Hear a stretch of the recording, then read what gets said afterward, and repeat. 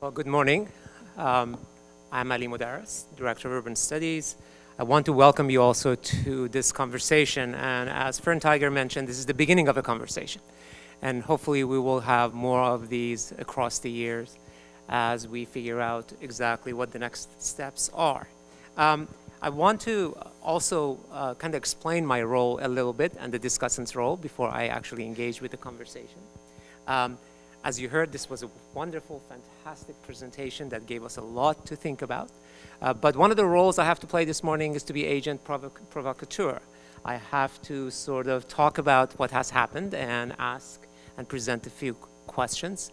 This should give you a bit of a chance to write down your questions. There will be roaming microphones after we are done talking, and you'll be able to ask your questions. So hopefully, we'll leave plenty of time for you to be able to do that.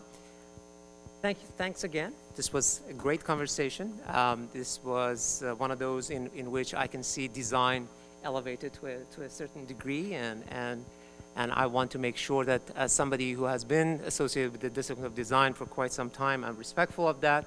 I just wanted to make sure that we understood a couple of things correctly, so I will set the stage for my questions and maybe give you one or two to think about and respond to.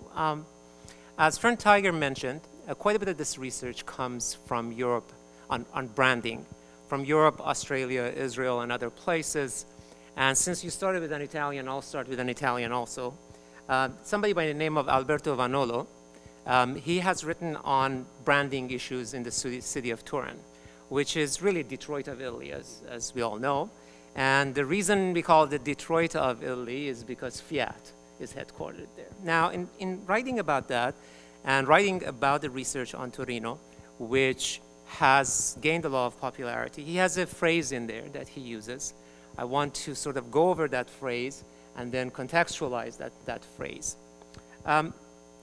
He basically mentions that branding is not about constructing new narratives from scratch. Rather, it epitomizes a long articulation and framing process that must have certain basis in local identity and debates. And one of the points that Alberto brings out is that Torino could not brand itself until it owned its industrial past. It accepted that it used to be an industrial place and didn't try to hide that element within that. And so when he talks about that, and other branding scholars talk about that, they talk about branding communication, and then I think that's where we sort of have or it needs a little bit of clarification. Because under the urban branding research and international conversation, there's something we call branding communication, meaning that so we all go through the process, we create a sort of a unified vision that includes the voices of the public, but how do you communicate that? And under that, Vanolo and other urban scholars put architecture and design. So it comes, at least from their perspective, they see this development framework that which you talked about as not something that precedes branding, it actually follows branding. So one of the issue is how do we incorporate this design element that you talked about, the walkability, the sustainability, the green city, all those elements, how does it fit within the process of branding from your perspective? So in other words, how many years from now, how many months from now, when do we know that we actually have the moment where we need to talk about design? The other thing that is sort of interesting to sort of talk about is that over the last 4 or 5 years or 10 years or so, we have elevated this topic of smart growth, and we have talked about neo-urbanism, we have talked about livable cities, walkable cities. But the question that always comes up, and you sort of alluded to that in terms of your data, is livable cities for whom? Who lives in these sort of cities that we want to create that are walkable? Because when I look at your data and I see what you presented about people coming back, I see younger people. And in fact, our own data, my own data in terms of work that I have done, shows that downtowns are important, walkable places are important, but typically younger folks come in and there's no guarantee that they will stay, because one of the major issues that we are facing is that these places that are being created are for sort of a different sort of people coming in, and in a specific stage of life, we don't know if they stay or not. So what can a city do to assure the sustainability of that from the standpoint of social equity as well. So let me stop on those two issues. One is, when does design framework and development framework comes in the branding communication process? And the second thing is, if we are sort of talking about design intervention, does this design intervention create a different sort of societal arrangements? Okay, there are more than two questions wrapped up in what you said, but let me try to unpack it a little bit. I don't think these things are sequential. I think they actually are concurrent.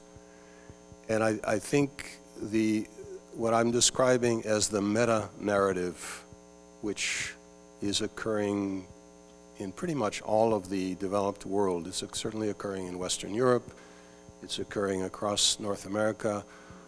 The jury is still out as to what happens in China and India, where there's a question of whether they will inevitably go through trying to get everybody in cars before they realize that it's a losing proposition. But let's leave that aside for the moment. That is something that you can't ignore.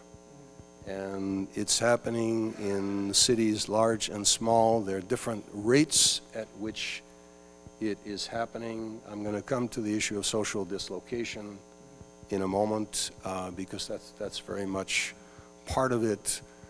But if you want to position your city for emerging economies, for knowledge-based work, for ecotourism, for all of these things that are really part of the new world, you have to pay attention to that. Like all transformations, it's not smooth, it's not easy, it's not uniform. It brings some problems, but it is something that is, I think, across the board happening. No one can be, in the same way that it's not really possible to be a climate denier anymore.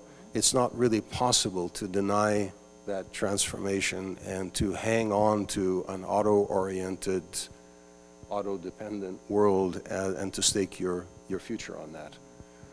Having said that,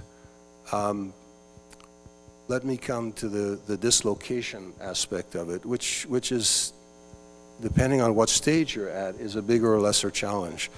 The first versions of this typically occur where you have young singles and couples and sometimes empty nesters coming to live in downtown situations, repopulating historically depleted downtowns in small numbers. And as the phenomenon goes on, it gains momentum. What you're seeing in cities that are further along in this process is that as those people reach childbearing age, some of them feel compelled or forced to move out of the city because there isn't appropriate accommodation for them or they can't afford it. But eventually what happens is you're having large numbers of those young people who are raising kids in the city. And so the development industry responds by creating a greater range of housing accommodation in cities. That's certainly the case in my city, Toronto, where we have literally hundreds of thousands of people now coming to live in pretty much every part of the pre-World War II city of Toronto, which has streetcars, tramways, local shopping streets, has all those characteristics that people want and admire. So here's where the problem occurs. Once upon a time, we talked about inner city poverty, and we have a demographer in Toronto named David Holchansky at the University of Toronto who did a really interesting study called The Three Cities, and what he showed is from 1970 to 2005, based on census tracts, there was an extraordinary flip. Pretty much, three things happened. One is the middle class shrank as a result of polarization, which we're seeing right across North America. But the second and third is that the poor were pushed out of the historic city and basically are occupying the first-ring suburbs, which have the least access to transit, which have food deserts, which have all of these difficult situations. And all the people of means were moving into the historic city. And now the cost per square foot of a dwelling in a walkable place in Toronto versus a drivable place, and Christopher Lineberger at the Brookings Institution in Washington has done this analysis for the US, is pretty much twice as much. And that, if you take away the cost of operating a fleet of automobiles, it kind of squares out. But that's the difference. So here's the problem. You can't stop this from happening, because in any society, the people with the greatest means will end up in the most desirable places. But what you have to do two things. You have to make those non-walkable places more walkable. So the biggest design and planning challenge of the next 50 years is how to retrofit those auto-oriented suburbs where 2/3 of North Americans now live. That can't be ignored. But the second thing is, where all this development is occurring in the hearts of cities, you have to have affordable housing provided either through inclusionary zoning or through programs that develop some housing that is not part of the standard market repertoire. So that story is unavoidable. You have to deal with that. Now, to come to the second part of dealing with your past and acknowledging your past, the quote from Vanolo, I would say absolutely, and that's why I was stressing the need in all these exercises of people going back to the origin story. Where did we come from? What was our history? And in all these cases that I was talking about, it wasn't simply picking up an attractive template from somewhere else and saying, let's just apply this to our situation. The telling of the story of our history, of our specific history, and building on our specific assets,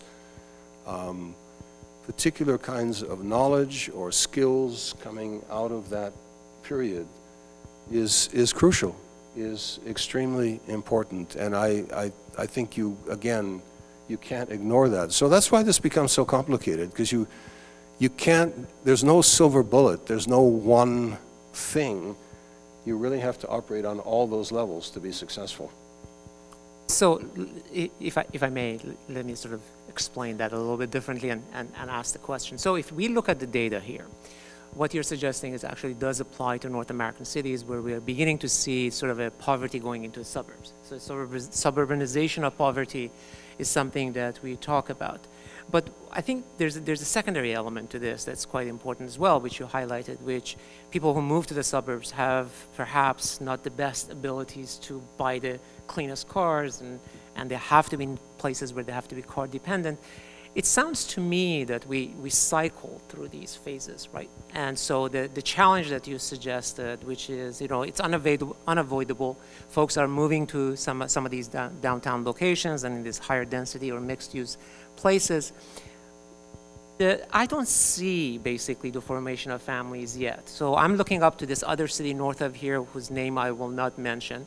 And it's the third in terms of ranking in the nation for least amount of kids in the very sort of neighborhoods that we are looking at. These are basically childless places because of the design intervention that was done did not accommodate for the family. So I'm glad that you're saying we need to be sort of thinking about that.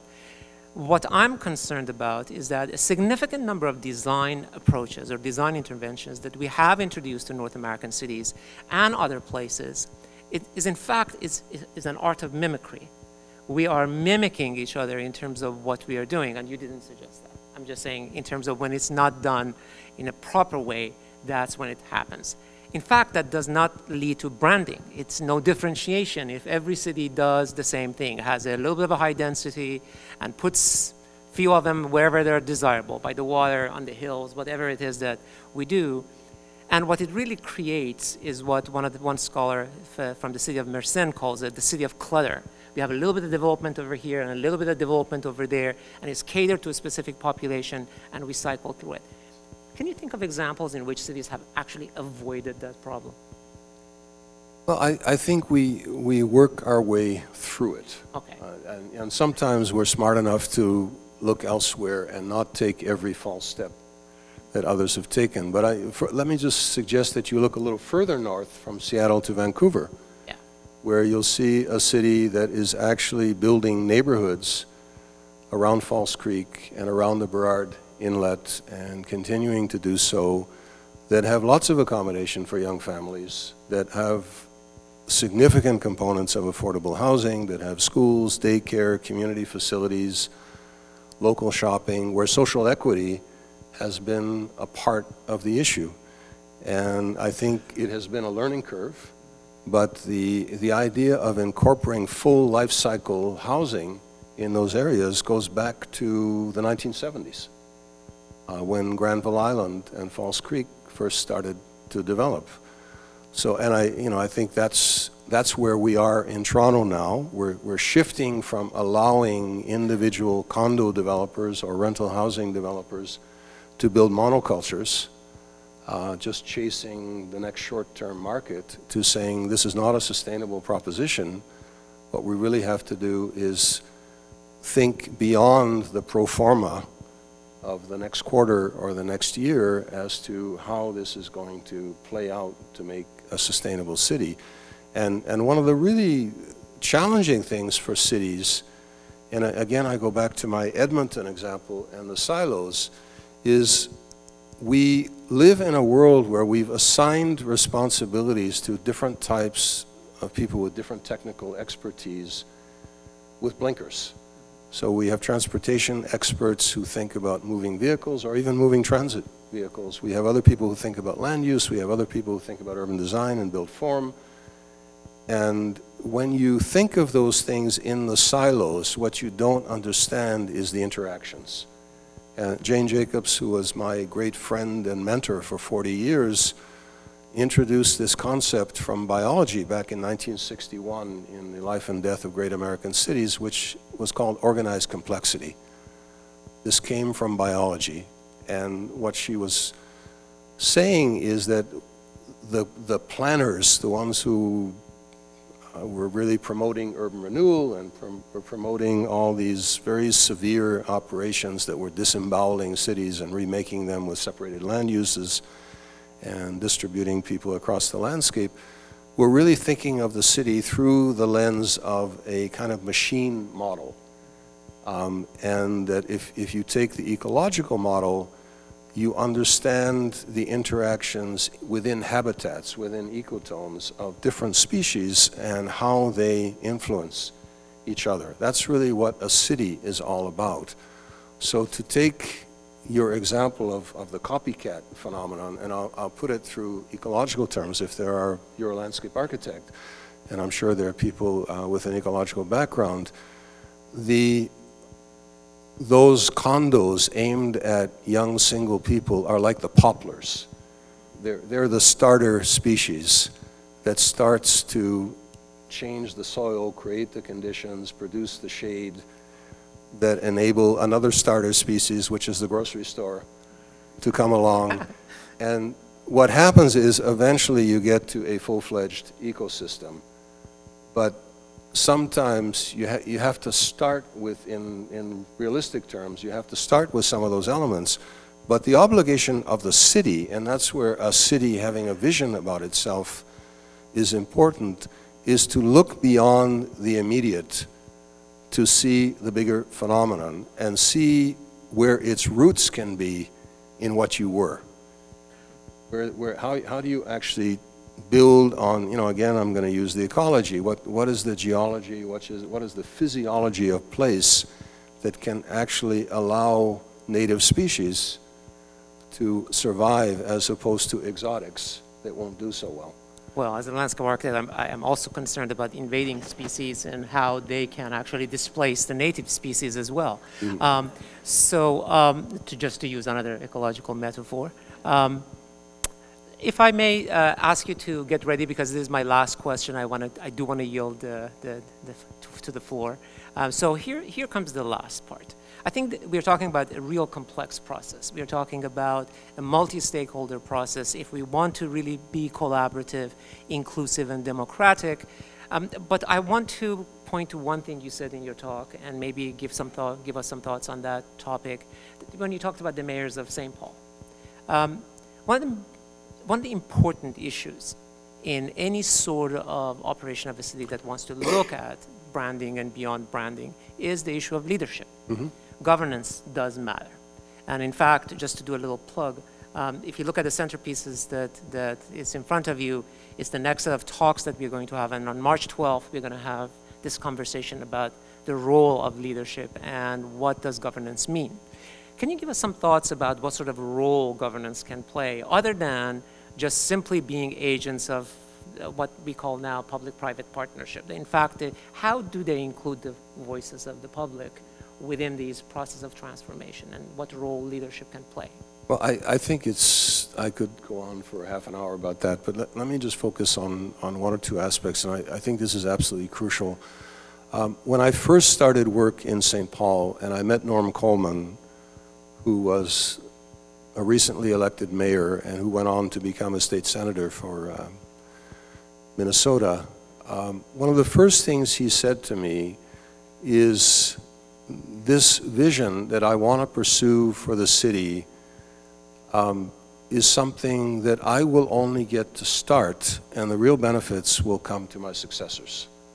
So I want to set things up in a way that there is a form of civil society stewardship for these efforts, so that the mayors who will follow me will not be tempted or allowed to derail these efforts. So he set up an organization which was called the St. Paul Riverfront Corporation.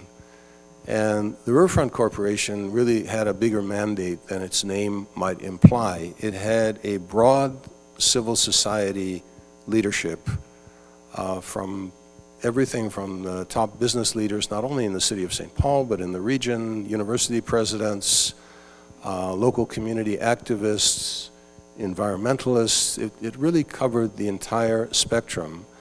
And their appointments were on a cycle that didn't correspond to electoral cycles. So they couldn't simply be replaced when each election occurred. And they were given the responsibility or the role of being keepers of the vision for St. Paul. And they're the ones who organize these annual events that bring people together. And this organizational structure, as a external to government structure, is so powerful that it actually keeps things honest over long periods of time. So I think we have to be really careful of falling into a situation where naturally politicians are thinking only of the next election and what they can offer for that election and what they can accomplish within a single administration. And you have to have a counterpoint in civil society that is not only a one-time effort to create or articulate a community vision, but something that actually carries on in perpetuity and maintains that crucial stewardship role. Thank you. Well, we are ready for the Q&A part, so if you have questions, please raise your hand. There will be folks with the roaming microphone, and they're going to come to you so you can ask your questions. You talk about the automobile as though it is a problem and we should simply get away from it.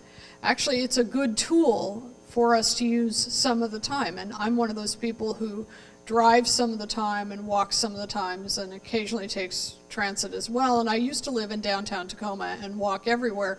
People thought I did not own a car. So I guess I'm looking at the accommodation between it's not transit or roads and it's not walking or never using a car, but it's a compromise between those. And how do we accommodate that? We're in violent agreement.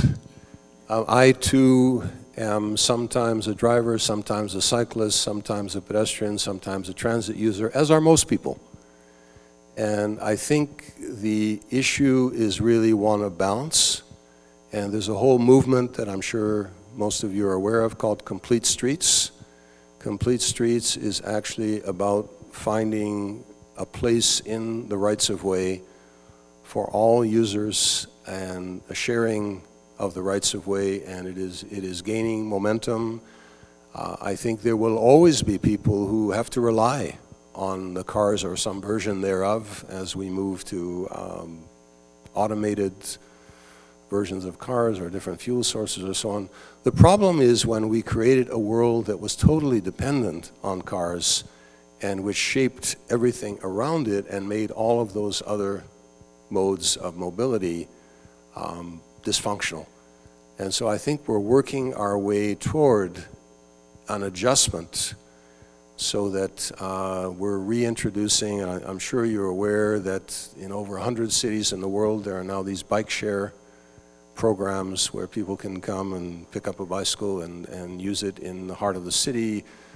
When I was working in Paris some years ago, the last thing any sane person would have done was attempt to ride a bicycle in Paris. Well, now Paris has the most extensive bicycle network of any shared bicycle network of any city in the world. It's happening in London, it's happening in New York, it's happening in my city, Montreal, Vancouver, etc. So it's about balance. And fortunately, we have a whole generation of young transportation engineers coming out of the universities who see their role not as, they don't call themselves traffic engineers anymore, they really are mobility engineers.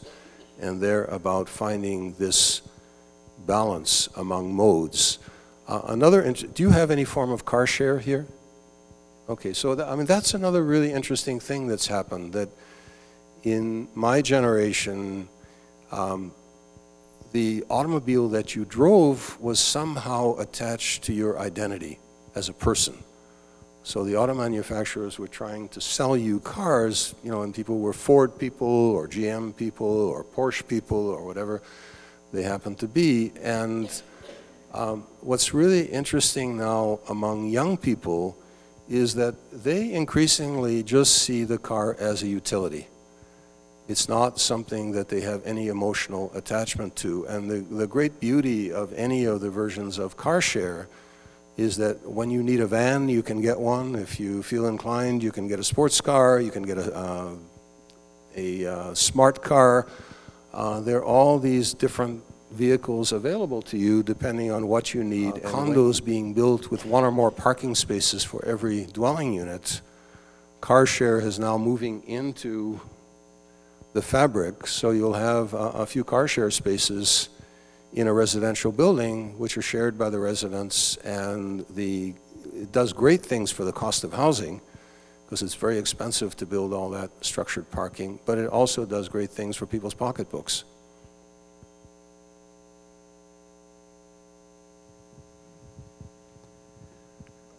From an ecological perspective, I'm thinking about the displacement issue. And it seems to me that one of our challenges is to figure out how to deal with the displacement that will occur in a non-silo sort of way. Do we just wait for the displaced people to settle in the suburbs or whatever? And how to involve them in the conversation, so to speak. Are there good examples around the world of efforts to take in the whole community and involve it rather than just the downtown developers or whatever? Sure, I'm going to use my own city region, the Greater Toronto-Hamilton region, as prime example, but this is happening in many places. We have a division we call the 406 and the 905. These are exchange numbers for the telephone. So when you get out of the amalgamated city of Toronto, you're in what's called the 905 region.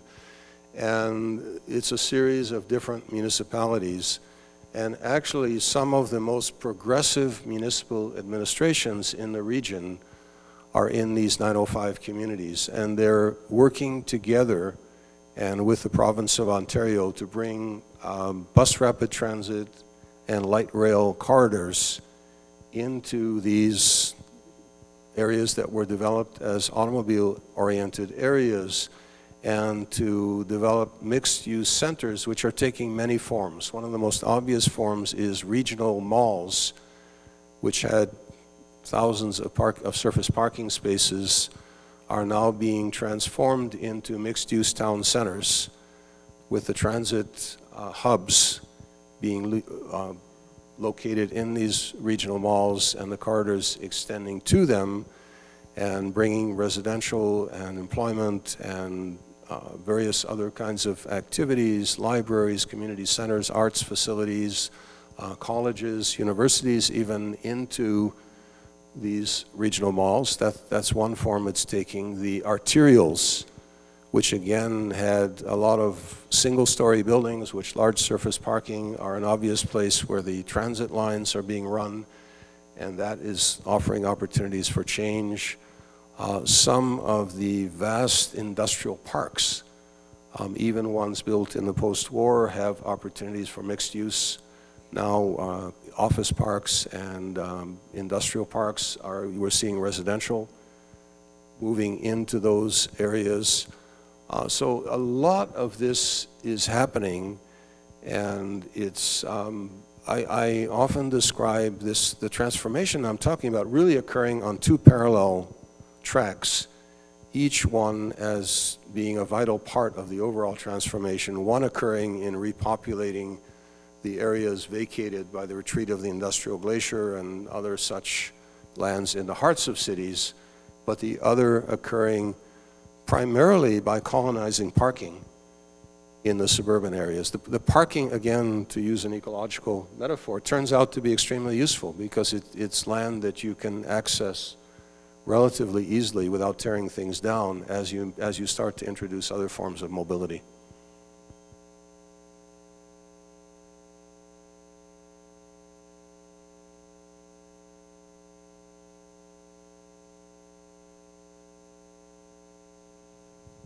Hi there. Talking again about displacement, as people are displaced and put into the first layer outside of the city, of the suburbs, as the new planning is done for that, it's going to become a newly desirable place, and there will be an additional displacement. So how far out do you go to plan for that?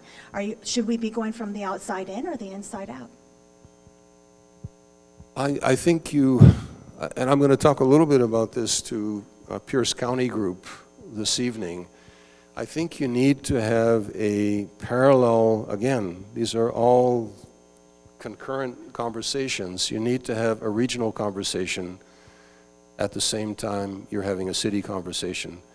And so the city region, what you see from the air, forget about all the political boundaries, but when you fly into a place and you see where people are living and working and how they're moving around and where they're shopping, that's really the level at which you have to think about this. And I'm going to talk about something again in my region where there are three major, our provincial government really functions as the regional level for all intents and purposes. There are some other boards and so on, but it plays the major role.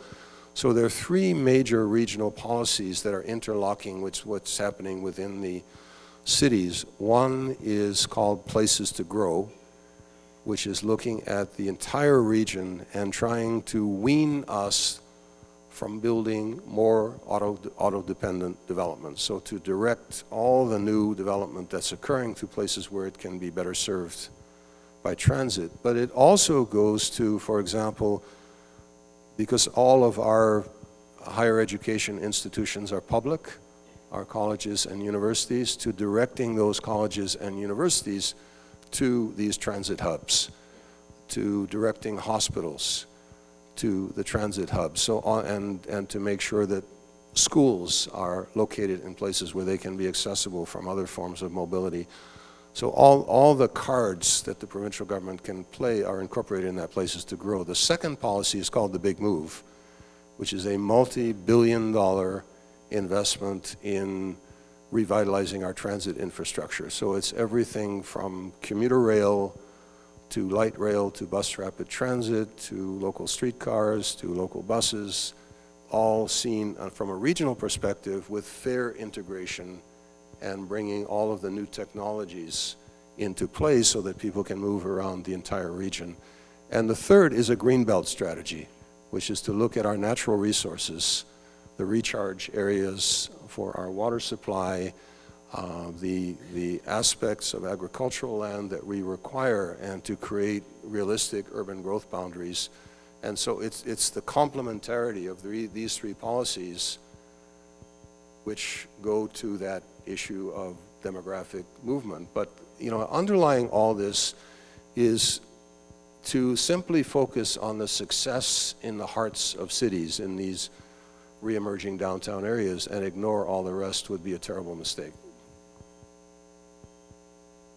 Before the next question is asked, one of the issues that, go ahead and get the mic there. One of the issues that I want to make sure we get to, and that was what my worry was, that when we talk about design, we just sort of shift out of talking about visions. And I want to make sure that still is a part of our conversation. There has to be a regional vision about who we want to be and who we are before we actually get to design intervention. So keep the conversation going, but I would like us to get back to this visioning issue. Ali, can I just respond to that? You know, I started off my career as an architect and urban designer, and I was director of architecture and urban design for the city of Toronto for 10 years and have gone on to work in all these other cities. The one constant in all of this is that the spectrum of the problem keeps getting larger and the number of collaborators keeps growing. So I mentioned before that I work with a lot of public health officials. I work with a lot of economists. I work with a lot of ecologists. I work with a lot of people who deal with education, who deal with social housing. No discipline has a monopoly on the good ideas or an understanding of the problem set. Absolutely, absolutely. Thank you. I'll combine it. One is about the vision. Would you talk a little bit, pardon me, about the opportunities as well as difficulties of the very word second cities? Because that's a part of the place. And we're at the University of Washington, Tacoma, which almost implies a second city world of itself, and the possible leverage of that capacity. Because it seems to me we're in a place where the opportunity is pretty much for those who are already thinking about it, who came to this. How do you spread this business? So I'm going to talk about that in a few different ways. It's a really good question. One of them, which I have observed in many places, is what I would call the spillover effect, where you have a first city that becomes very expensive. And at some point, people start to move down the road to take advantage of opportunities to occupy buildings that they couldn't occupy in the more expensive real estate market, a city where it's easier to get people to do things, where there's simply more opportunities. And there are just myriad examples of that. You know, the prime example, New York City, you know, at a certain point, Manhattan became impossible. So you had the spillover to Brooklyn, to Queens, to the Bronx, to Staten Island, which is taking place now. You know, we're just talking about the boroughs in one city, but across the Hudson River, to Jersey City, to Hoboken is an obvious example of that kind of effect. I mentioned Calgary and Edmonton. There are a lot of things that have migrated to Edmonton because it was easier to establish them there. Toronto, down the road from us, we have a city called Hamilton, which is actually a fairly substantial city. It was a steel city. And there's a whole arts community that has emerged in Hamilton because they were able to occupy great space and do things in Hamilton that simply weren't available to them in Toronto. So I think that's one aspect of the phenomenon that can be a positive if you exploit it right. A second thing is to embrace the duality and seek a bigger identity. So in the case of the Twin Cities, at some point, St. Paul and Minneapolis realized it was to their mutual advantage to talk about this bigger combined city region with two yolks in the frying pan, as opposed to competing with each other. And really the Twin Cities are competing with other city regions in other parts of the world, not necessarily even in the United States, as opposed to competing with each other. And that is true in all kinds of cases. And you know, looking from afar, when I think of this region, I increasingly think of Cascadia.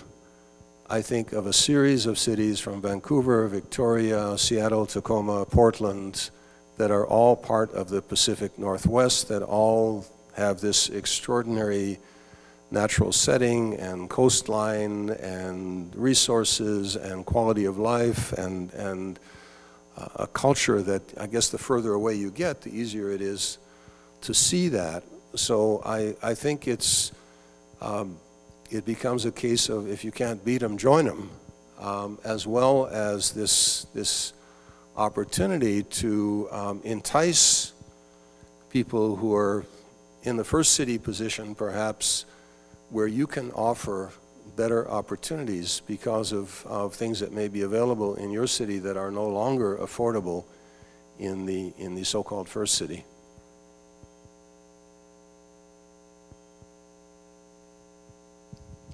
Thank you. I don't know whether you're aware of a project called Growing Transit Communities, which is a central Puget Sound planning project that's been going on for about 2.5 years. It's part of HUD's sustainable communities across the nation, and Puget Sound Regional Council was fortunate enough to land one of the $5 million planning grants. Tacoma is part of that. It will take transit north to Everett from Seattle, east out to Redmond, and south to Tacoma, believe it or not, light rail. The problem has been that because it's pretty obvious that Tacoma is going to be a bit late in that development, that it's been hard to create excitement around it. And I want to say that we've had a few, like the health department has been involved, the city planning people have been involved, UWT has been involved to a certain extent. But how, as the time approaches, and these strategies are loose, they're not you will do this and build this here and do this here, but it's to make room for transit-oriented development, equity, and so forth. Do you have suggestions to help us feel like we are part of this, we're not being told what to do as we find the financing to grow? I was on 5 committees just because I didn't want Tacoma to get left out of the picture.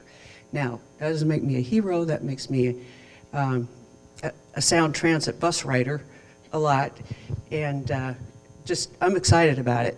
And I want to know how to get other people here excited about it. Thank you. Excuse me.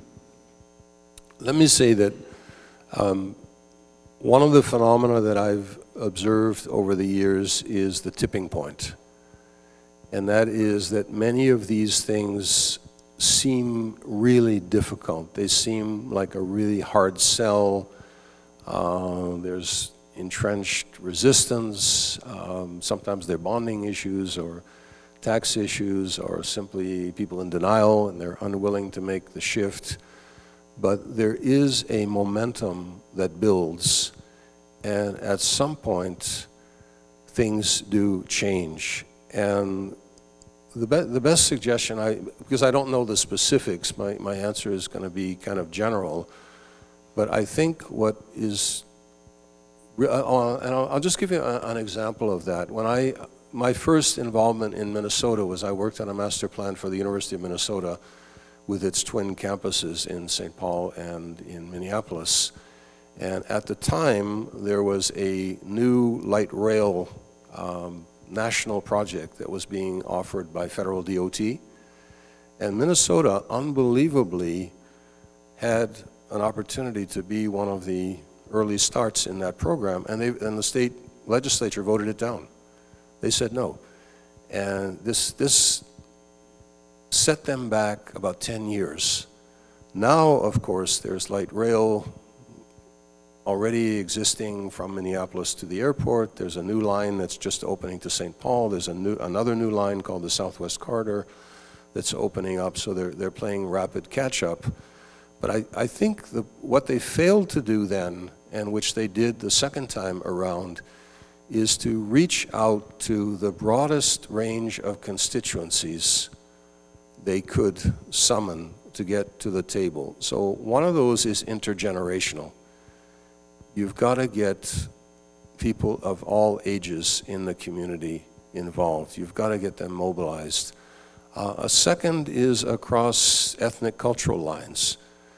They have a large Hmong population. They have a large Mexican-American population. They have a significant black population.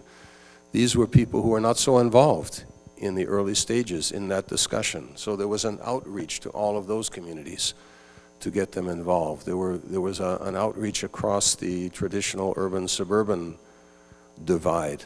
I think the more you can have a fulsome conversation where you're looking at these issues from many points of view in terms of economic benefits, the business community. The biggest spokespeople for transit initiatives now across North America are often the boards of trade, because they see that congestion is an incredible drag on productivity. And they're starting to speak up in ways that they have not done before. So to forge these coalitions that go across all of the traditional lines and bring voices to the table who have not typically been heard in these, transforms these from being so-called special interest issues or single purpose issues into issues that are addressing many, many needs, and where the politicians start to pay attention because there's so many constituents involved.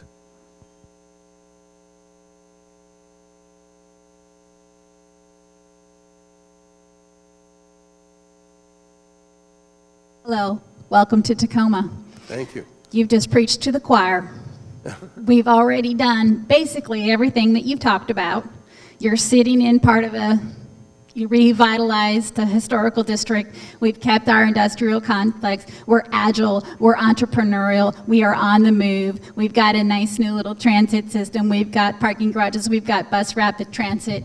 We love to try new stuff. We do it all the time. It's great fun. We remake our downtown main drag about every 10 years. So my question for you is, if you look in your crystal ball and you think about what we do now, what we know now that we wish we hadn't done 50 years ago, what will our counterparts be looking at 50 years from now and going, oh, we wish these guys hadn't done fill in the blank? Great question. A couple of things. One is when you always should have in front of you an immediate set of things you're trying to achieve, low-hanging fruit, where you can achieve successes and demonstrate success to the population, medium-term goals, long-term goals, and then very far-reaching aspirational goals. And you should be looking at all of those time frames simultaneously. So I mentioned the example of St. Paul, where even as they were working on a cleanup of the Mississippi River in their own jurisdiction, and of the tree planting campaign, and of thinking about parks and new connections and new development of the landings along the river, the aspiration to do this great national park, the 12-mile-long national park from St. Paul to Minneapolis, was already on the table as a big ambition and was gestating. So I think you have to, and I can't say what those specific things would be.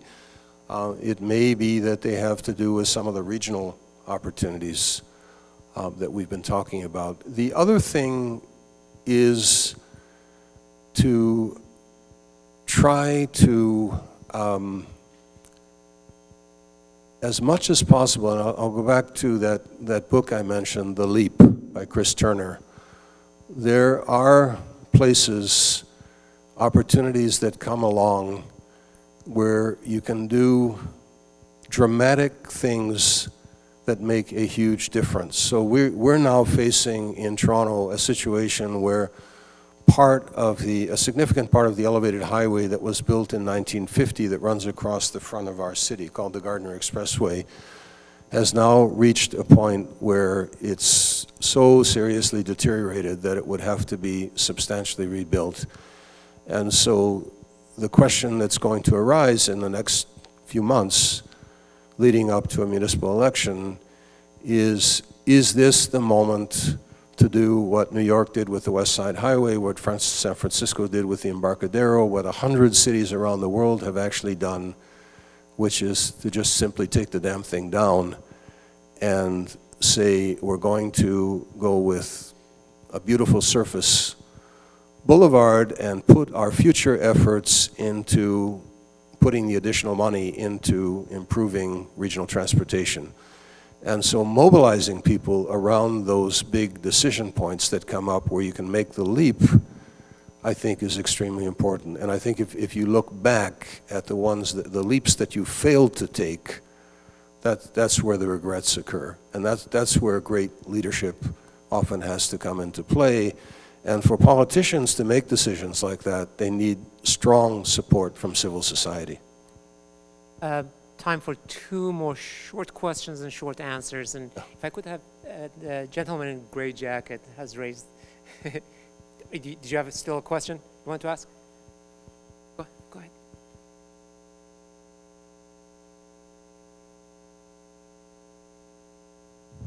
I'm new to the area, coming from near Des Moines, Iowa. And when we talk about second city, that implies big city is good. And I would rather have Tacoma and this area think of themselves as mid-sized cities that have the best of both worlds and the best opportunity of both worlds, and to think about how we incorporate the area, both the beauty of the area, the nature of the area, the population of the area, to make a mid-sized city that can be very attractive, and also to look at our proximity. That we're not only close to Seattle, we're close to Olympia. And I've been discouraged that Tacoma does not play a big enough role in Olympia, meaning state government, and how this community can have that much more effective outreach role than it has had in the past. If it thinks of itself not as a little Seattle, but as a big mid-sized city.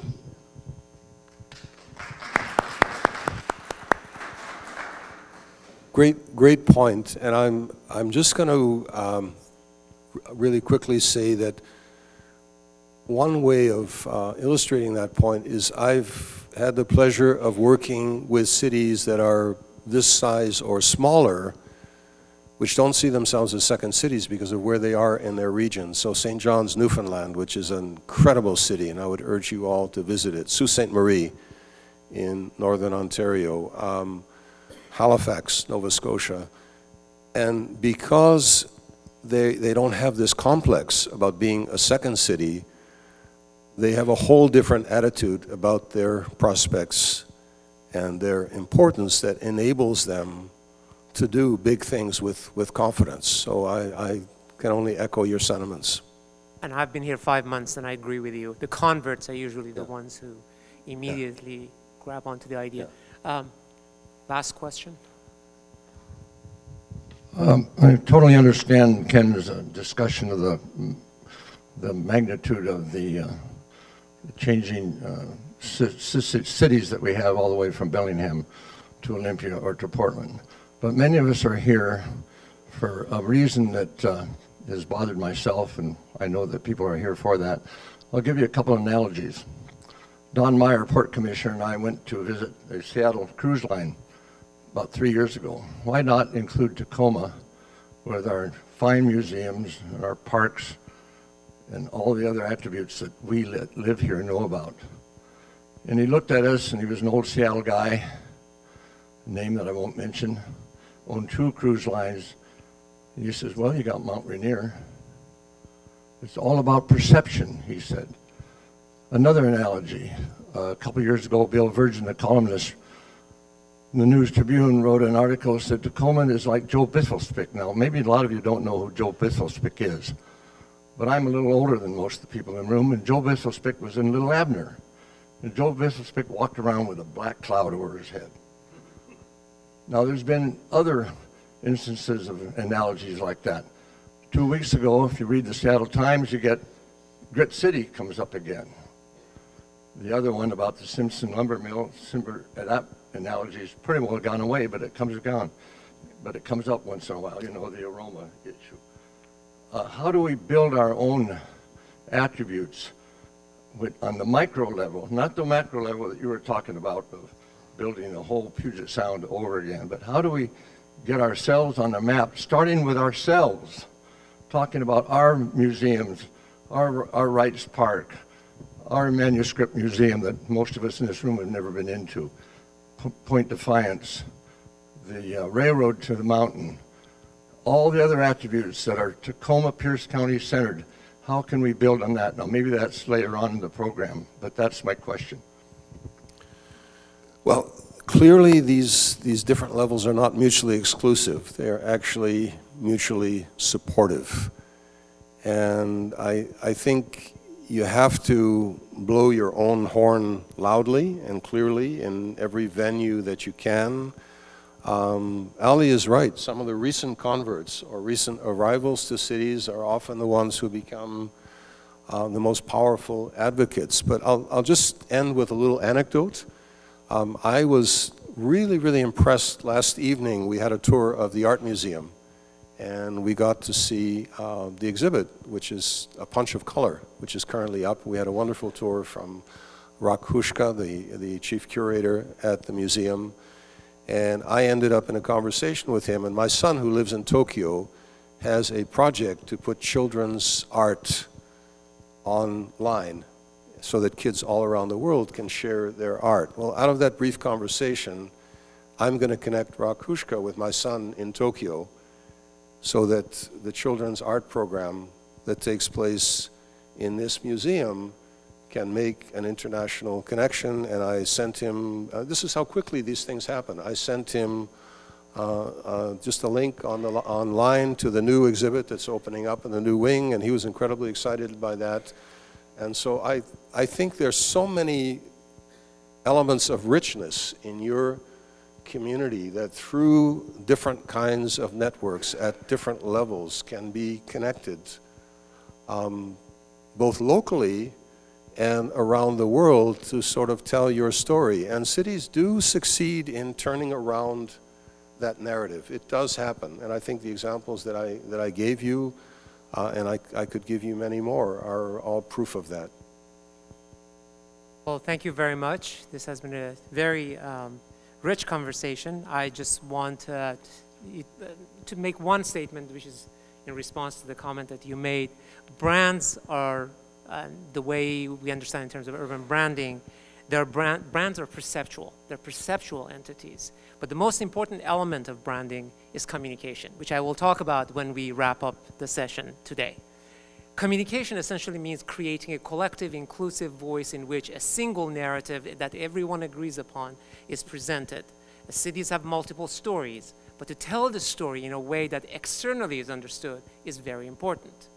And that means that we need to think about all the ideas that are presented to us, that we need to think of what we have done, what we have tried, what we have engaged in, and critically decide what it is that we want to present to us and to the others. And this vision should precede any other action, which includes design, which includes logos, which includes publication, which includes tourism advertisement. Every other element follows that vision, and that's where the beyond comes in. So please join me in thanking Mr. Ken Greenberg for starting this conversation. We are going to have a short break, and we are going to reconvene.